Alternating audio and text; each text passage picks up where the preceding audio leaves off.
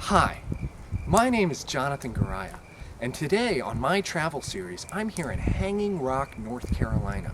This place is fascinating. The reason why they call it Hanging Rock is because there are lots of natural stalagmites, or rocks that hang, that just grow up out of the ground.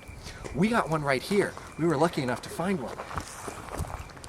Now, if you look at this bump, you can tell that this stalactite is as long and as underground as the moon. Nature is fascinating.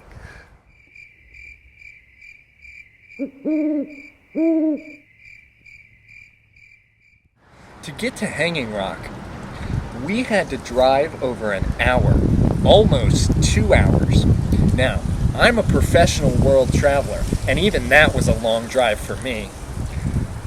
To stay in Hanging Rock, we decided that we would engage in the ancient Dutch art of camping.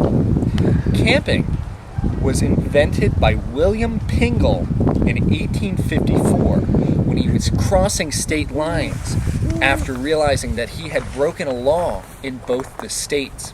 It's a fascinating thing. You stay out in the woods and you don't enter any hotels, you don't enter any restaurants or any casinos. And people could camp for as much as 12, 16 hours.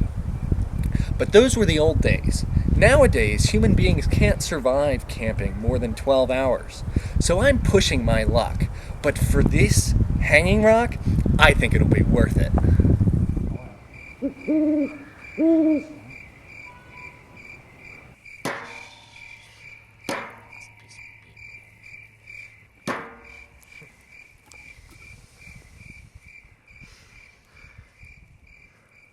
Camping is a very dangerous thing to do.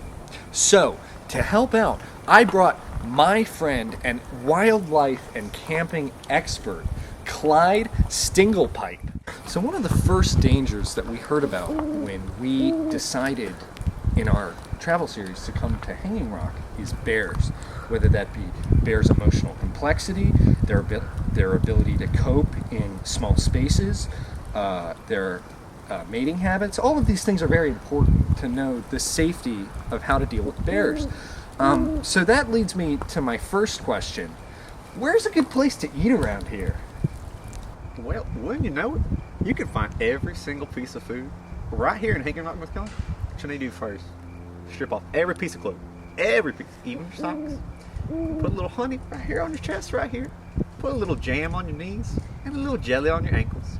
And as you run through, everything sticks to you, just like a little magnet. Just like a little magnet. See, this is why we keep a wildlife expert.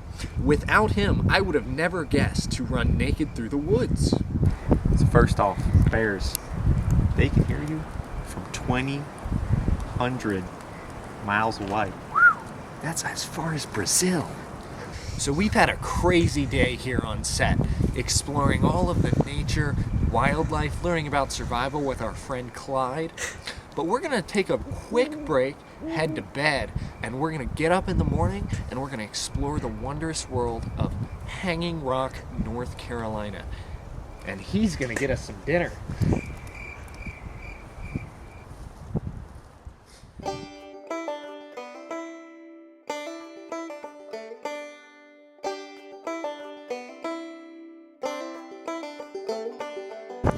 My name is Jonathan Gorayah, and it's daytime, baby. We slept approximately 2 hours last night, enough to get a wonderful view of this beautiful area. Now, the history behind this area, this wide swath of New England used to be filled with chestnut trees and wild bison, until the settlers came and tooted those little motor scooters out of here.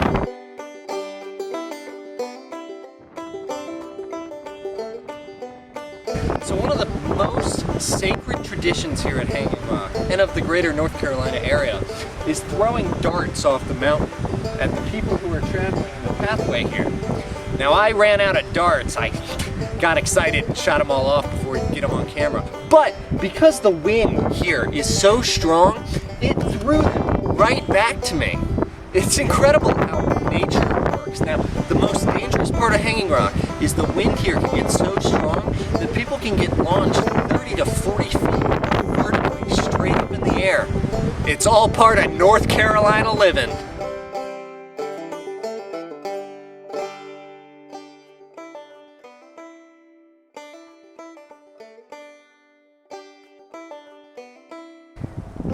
When the Pilgrims first landed in North America on the Mayflower, they wrote their names on rocks so that they would be remembered throughout history.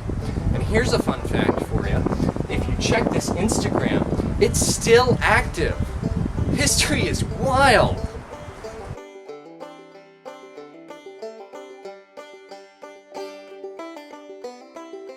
We're back here with Clyde Stonkpipe, our registered wildlife and survival expert. Now, Clyde, we're here at the top of Hanging Rock. What can we expect up here? What kind of wildlife are we looking at?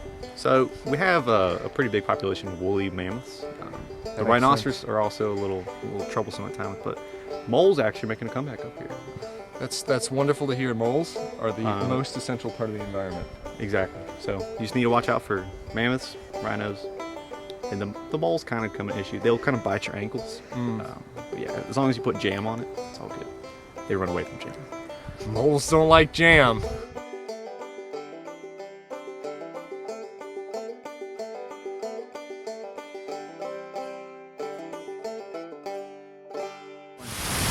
Here we are at Window Falls in Hanging Rock, North Carolina. Now, Window Falls, the name, is a reference to the ancient story of Rapunzel. Why is that? This water actually has restorative properties that promotes hair growth. When I was a child, my mother brought me here and dunked my head under this water, and that's why my hair is so long. So, I'm gonna do it again and see if it'll work.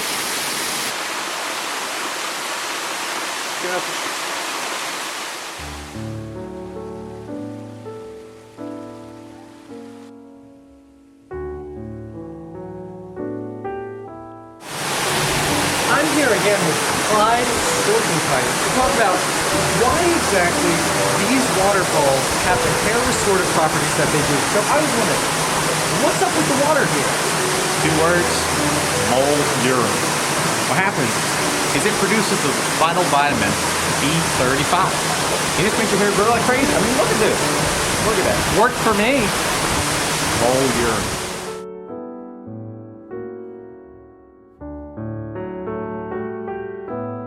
One of the most interesting aspects of this park are all of these wonderful natural caves.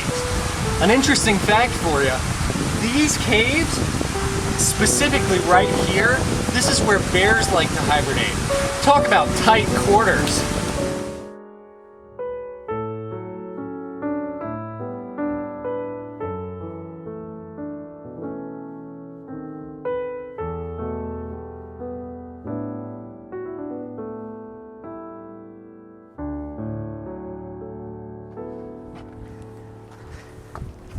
My name is Jonathan Gorayah, and this has been your experience with Hanging Rock, North Carolina. A beautiful little park with lots of history and lots of culture. Now, if you don't mind, I'm gonna go get me some lunch.